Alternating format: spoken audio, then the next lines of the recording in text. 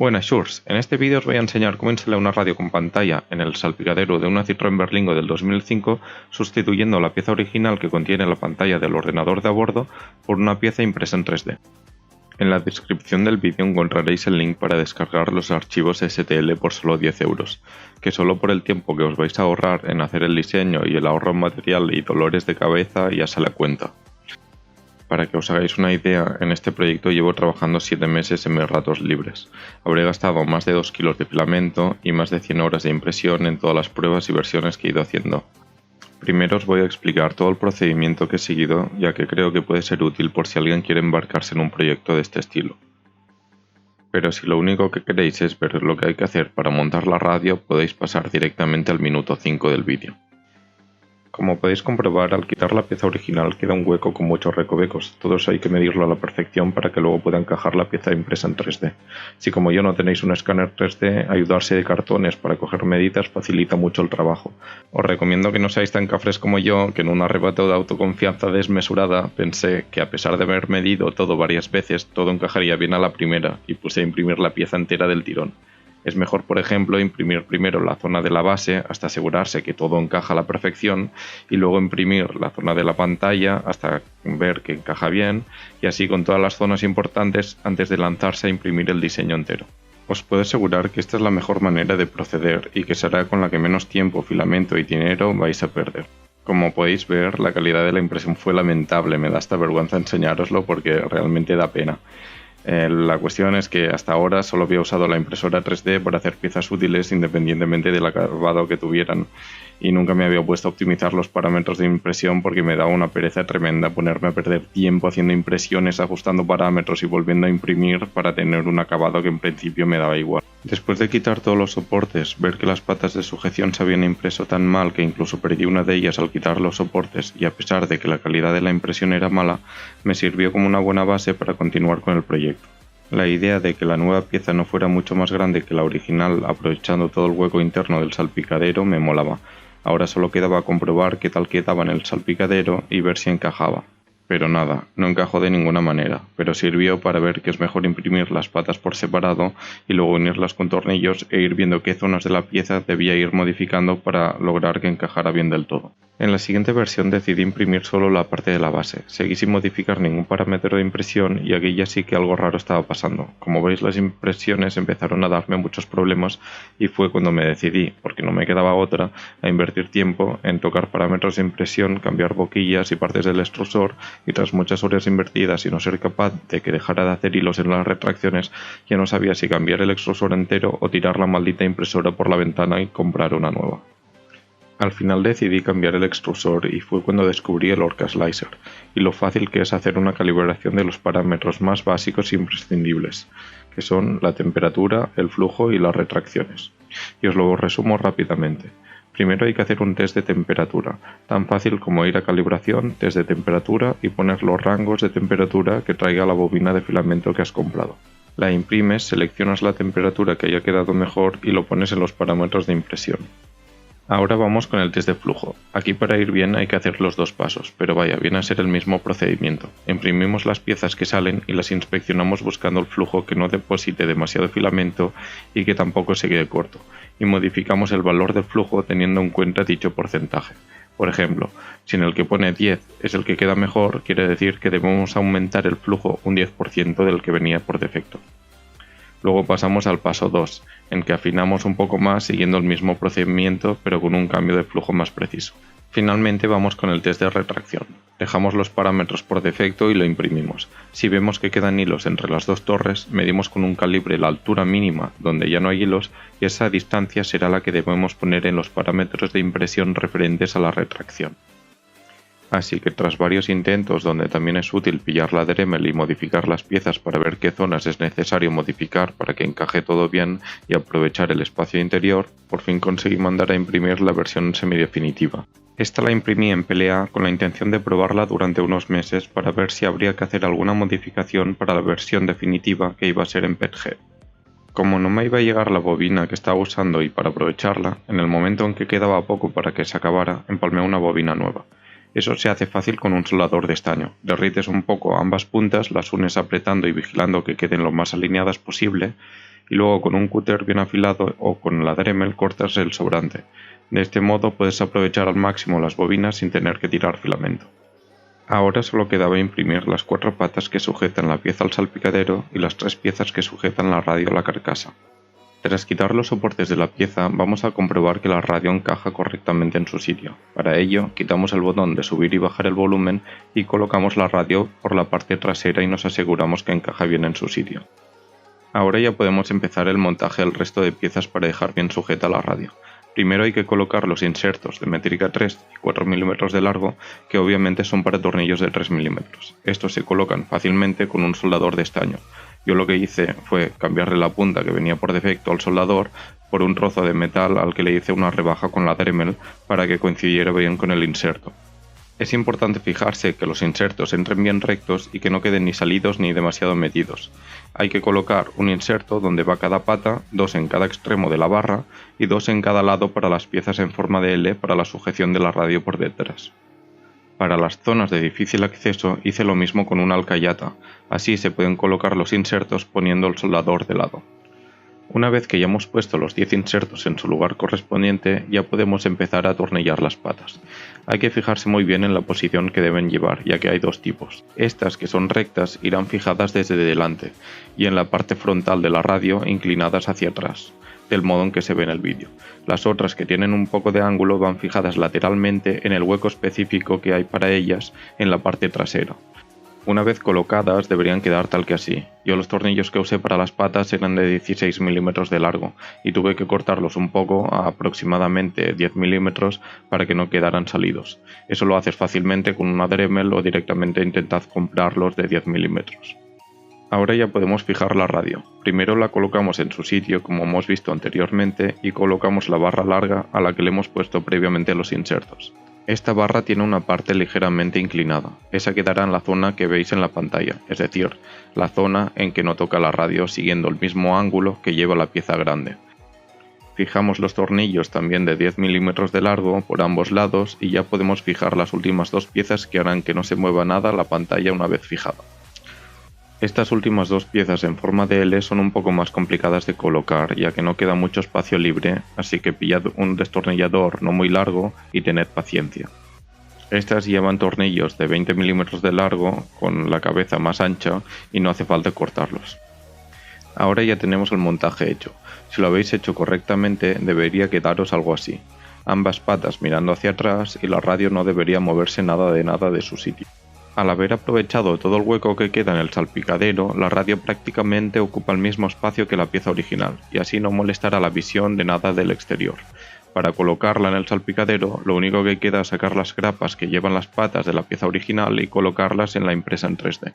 Como veis, a pesar de que la pieza original lleva 6 patas, yo solo hice 4, que es más que suficiente, ya que, aparte de las patas, aprovecho 2 tornillos que hay en el salpicadero para fijar aún mejor la radio. Ahora os explicaré las conexiones de la radio. Esta es la que yo compré. Realmente no hace falta que compréis exactamente la misma, pero sí que os fijéis en que todas las medidas sean exactamente iguales. Que la radio sea de 7 pulgadas, que tenga Android Auto y CarPlay. No os recomiendo que pilléis la cámara que viene por defecto, son muy sencillas. Mejor coged una de este rollo, que la imagen se ve mucho mejor y el ángulo de visión es mucho más amplio. Si pilláis la misma radio que yo, recomiendo también que compréis lo siguiente: el micro que no viene incluido, que tiene que ser jack 3.5, y el manojo de cables que viene con el conector. Si no, tendréis que cortar los cables de la radio y será un percal. Os dejo todos los links abajo. Ahora vamos a ver cómo va el tema de las conexiones de todos los cables. Puede parecer un lío, pero ya veréis que si vais paso a paso, al final a la que te pones es fácil. De la parte trasera de la radio nos interesan estas conexiones, del 1 al 7. 6 y 7 son lo más fácil. El 6 es la antena, que directamente la desconectamos de la radio y la conectamos allí. Y el 7 es el GPS, que la cajita que lleva la pegamos dentro del salpicadero donde no moleste, pero no en el hueco de la radio, que ahí va a quedar todo muy justo, sino un poquito más adentro. Ahora vamos con el conector número 1, que es el que os dije que compraréis aparte. De los 2 conectores que desconectamos de la radio original, nos fijamos cuál tiene más cables y cuál menos. Como será parecido en el conector número 1, los conectaremos respectivamente, el que tiene más cables con el que tiene más y el que tiene menos con el que tiene menos. Ahora vamos con el manojo de cables del conector número 2, que de todo eso solo nos interesa el cable del micro, así de simple. El micro lo suyo es pasarlo por dentro del salpicadero y subirlo hasta el pilar izquierdo del coche. A continuación tocarían los conectores 3 y 4, que son USBs adicionales, totalmente opcionales. En mi caso no los puse porque la radio ya iba a un par. Ahora vamos con el único que es un poco complicado, el conector número 5, que es el de la cámara trasera. De ahí, el conector amarillo lo conectamos al conector amarillo del cable largo que debemos pasar a la parte trasera del coche. El otro cable rojo que sale de ese extremo hay que unirlo al cable rosa suelto del conector número 1. El otro extremo de ese cable que debemos llevar hasta el final del coche lo conectamos con el conector amarillo de la cámara y el rojo de la cámara con el negro.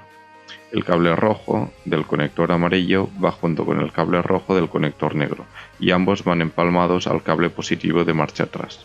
El cable negro restante va conectado a tierra. Y ya por acabar, si queremos controlar la radio desde el volante, hay que comprar algún controlador de volante. Yo opté por estos redondos que ya os enseñaré cómo los puse más adelante. Estos mandos llevan una cajita que hay que conectar con los cables del conector 1. El rojo con el cable rojo de 12 voltios, el negro y el gris van juntos y van empalmados al cable negro de tierra, el Key 1 con el Key 1 y el Key 2 con el Key 2. Ahora que ya hemos visto cómo hacer las conexiones de forma teórica, vamos a ver cómo instalarlo todo paso a paso. Primero toca pasar el cable que transmitirá la señal de la cámara de vídeo desde la radio hasta la parte trasera del coche. Nos ayudamos del hueco que queda de la radio original y vamos pasando por debajo del volante y a través de todo el lateral del coche hasta llegar a la parte trasera.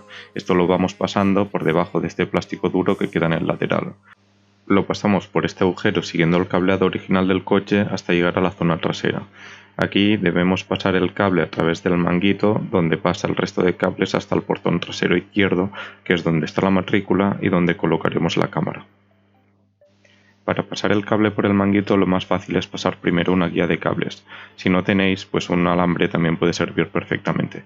Hay coches en que el espacio que queda en ese manguito es muy reducido y requiere mucha maña y paciencia pasarlo, pero en este caso es bastante fácil. Primero pasamos la guía desde el portón hacia donde tenemos el cable. Lo fijamos muy bien con un montón de cinta aislante para que no se suelte en mitad del manguito y para facilitar aún más el paso del cable recubrimos la cinta aislante con jabón líquido y luego vamos tirando de la guía poco a poco hasta pasar al otro lado. Ahora ya podemos quitar la cinta aislante y ya tenemos el cable pasado. Cuando ya hemos pasado el cable a la zona del portón tocará pasarlo por dentro de la puerta hasta la zona de la matrícula. Luego hay que quitar la pieza donde van las luces de la matrícula y si hacemos un pequeño surco con el taladro donde están las luces, así podremos pasar el cable de la cámara y no tendremos que hacer agujeros muy grandes. Luego lo fijamos todo eso con Sikaflex para no andar haciendo 1000 agujeros y ya lo tenemos.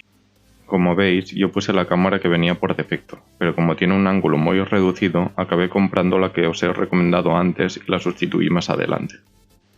Una vez colocada la cámara en su sitio, toca hacer la conexión eléctrica con el faro. Primero tenemos que pasar por el manguito el cable rojo y negro con conector negro, que va a la cámara. Como hemos visto antes, el conector negro va conectado al rojo de la cámara para darle corriente. Tenemos que hacer dos conexiones, una con el cable rojo sobrante del conector amarillo y otro con el faro. El primero lo hacemos cerca de la cámara y para ello pelamos un poco el cable rojo y lo unimos tal como veis en la zona del portón y cerca de la cámara. Lo fijamos con cinta aislante para que no se suelte. Estos dos conectores ya los podemos conectar a la cámara. Ya por último solo queda identificar del conector del faro trasero el positivo que se enciende cuando se pone la marcha atrás y el tierra. El tierra es fácil porque cualquier pieza metálica del chasis es tierra y en este caso incluso hay un tornillo que tiene varios tierras unidos al chasis cerca del faro. Primero, para hacerlo más fácil, si no tenéis ayuda, vamos a detectar del conector cuál es el tierra. Eso lo hacemos con el tester poniendo en modo pitido y vamos poniendo una de las puntas a cada uno de los cables y el otro a un tornillo que vaya al chasis. Ahora que ya tenemos el tierra, vamos a buscar cuál es el que da corriente al poner la marcha atrás. Ponemos la marcha atrás y una de las puntas en el tierra. Con la otra vamos a ir tocando cada uno de los cables del conector hasta que dé uno de ellos una señal de 12 voltios. Ese puede ser que sea el de la marcha atrás. Para comprobarlo, quitamos la marcha atrás y debería marcar 0. Si así es, ya tenemos lo que necesitábamos. Ahora solo queda unir el cable rojo con este, pelándolo un poco, y el negro con el tierra. El negro lo podemos unir al otro cable que habíamos identificado o directamente unirlo al tornillo del chasis como he hecho yo. Bueno, Shurs, pues aquí tenéis el resultado final. A la pieza le di un par de manos de pintura para que no diera tanto el cante, ya que tenía que ir a pasar la ITV y quería comprobar si la pasaría. La pieza la pinté con gris antracita mate del modelo 94 de Montana, aunque tal vez hubiera quedado mejor con gris Metropolis, que es un poco más oscuro. La ITV la pasó sin problema. No sé si es que no se fijaron o como da bastante el pego puedo pasar por original. Decidí instalarla durante unos meses para ir probando qué tal quedaba este modelo, por si había que hacer alguna modificación para la versión final que iría impresa en PETG. Es por ello que no me preocupé de que no se notaran las típicas líneas que deja la impresora 3D al imprimir. La pieza quedó súper resistente, no se mueve absolutamente nada, ni tiene holguras ni vibraciones, por lo que estoy bastante satisfecho con el resultado obtenido. El resto de conexiones en la parte de la radio os lo enseño más adelante en el vídeo. Tras probar la radio me di cuenta de que las paredes dificultaban el manejo de la radio, así que decidí cortarlas. Tras probarla un tiempo donde, como veis, los días de calor deformaron totalmente la pieza de PLA, pasé a imprimir la versión final en PETG, sin paredes ni techo. Tras quitar los soportes, en esta ocasión quise disimular las líneas que deja la impresión, por lo que me puse a lijar la pieza, aplicar masilla, volver a lijar, aplicar imprimación, pintar y barnizar. La verdad es que para el curro que lleva hacer esto y que el acabado no fue para nada bueno, no creo que merezca la pena todo ese curro solo para disimular esas líneas. Pero eso ya es decisión de cada uno. Aquí veis la diferencia entre el acabado de las piezas solo pintada con esta última. Vamos a ver ahora cómo van las conexiones en la parte de la radio. Este primer manojo es el del conector 2 del esquema anterior, del que solo conectamos el micro. Este siguiente es el conector 5 de la marcha atrás, del cual el cable rojo va conectado al cable rosa del conector 1. Y ahora vamos a ver cómo hay que conectar el controlador de los mandos del volante con los cables del conector 1. Conectamos el key 1 con el key 1, el key 2 con el key 2, el rojo lo conectamos con el rojo y el negro y el blanco los unimos juntos y los juntamos con el cable negro. Este es el cable de la antena del GPS y esta es la antena de la radio. Ahora vamos conectando uno a uno todos los conectores. El del GPS va a rosca, luego conectamos el de la cámara trasera, vamos ahora con el manojo del micro, ahora le toca al conector 1 y por último conectamos la antena del coche. Ya para finalizar solo queda meter los cables y conectores bien adentro del salpicadero, posicionar las patas traseras en su sitio y encajar la radio y fijarla con los dos tornillos al salpicadero. Este es el resultado final de la radio sin paredes ni techo. No ha quedado perfecto, como no dejé secar bien el barniz, tiene algunas marcas de poner la radio en su sitio. De todos modos, yo creo que esta versión queda mejor ya que los botones son más accesibles. Pero dejo en el link ambos modelos para que imprimáis el que más os guste. Estos son los tapones para disimular los tornillos de anclaje al salpicadero. Tienen una zona un poco plana para poder quitarlos con un destornillador plano al desmontar la radio. Por último solo queda quitar la palanca del control original del volante, ponerla impresa en 3D con los controles inalámbricos enganchados con cinta de doble cara y configurar los botones. La configuración es muy sencilla, solo hay que ir al menú botones del volante, seleccionar si quieres un clic corto o un clic largo, pulsar en el tipo de respuesta que quieres y luego mantener pulsado el botón del mando con el que quieres que se sincronice, y así haces con el resto de botones.